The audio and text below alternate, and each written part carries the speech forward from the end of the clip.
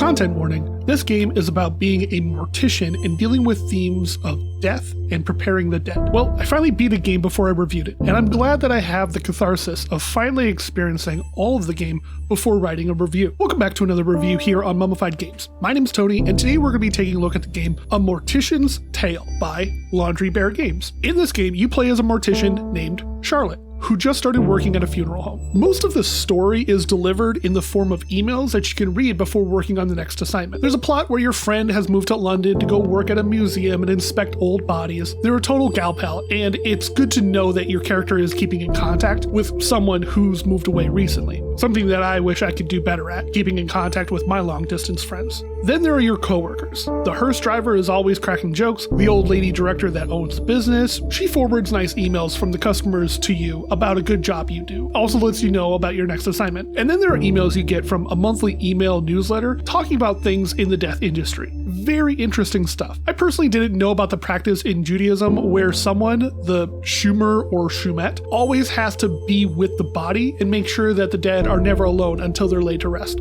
Very interesting. The owner, like I said, will send you the recently deceased, and it's your job to follow the directions of the family or request of the deceased. The gameplay is essentially Cooking Mama, but preparing the recently deceased. You might have to do a natural burial where all you have to do is clean the body and then walk away. Sometimes you might need to do a full preservation of the body, and with that comes more work. Cleaning, shaving, eye caps, glue, sewing, cotton balls, more sewing, massage, lotion, draining fluids, formaldehyde, just a lot of work. The game also has a commentary about how most people don't think about how the chemicals leach into the ground. It really isn't terribly necessary. There's also a cremation process in the game. It's pretty much make sure there are no items of value and remove the pacemaker from the body, add an identification tag, cremation, break down the bones into ash, and then put any valuables into the urn with the ID tag. Then whatever process the body has to go through, once it's all done, it's either off to be dressed and makeup added, or the urn is placed on a podium with some nice flowers. You change and then go pay your respects to the deceased and mingle with the grieving friends and family who have come to the funeral. You get to see a little bit into the world that they were a part of,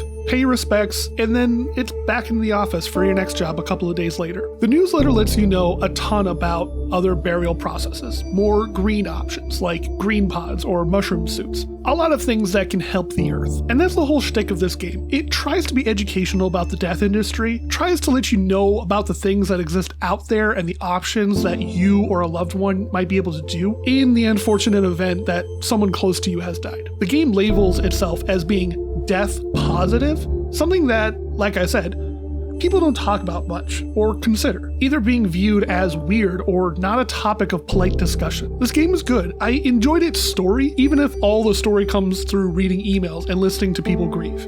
Speaking of grieving, there's a point in this game where you're asked to prepare a body of a homeless man who was found dead and never identified by the police. The body is cremated and placed in an urn. There were a couple of cremations that you had to prepare so far in the game, so this was nothing new. Cremation over, and time to go out to the funeral room, and nothing.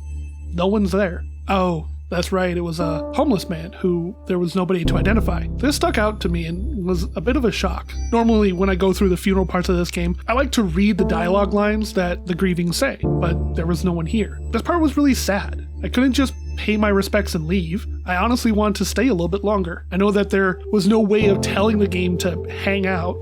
The only way to move the story forward would be to go back in my workroom. Eventually I did though, and needed to get back to the office and push the game forward. Anyway, Mortician's Tale is a great story about the death industry and a good bit of education about what we as the remain can do to honor the departed. If you have the coin to spare, it's a good bit of education and a charming story. If you have it from a bundle, don't ignore this one. It's a good experience. If you played this game, what were your favorite things about it? Let me know. If you haven't played this game, is there another death positive or educational narrative game out there that you think I should try? Let me know in the comments. In the meantime, if anybody has any questions about how I would like to be taken care of when I'm gone, put me in one of those small locker boxes that...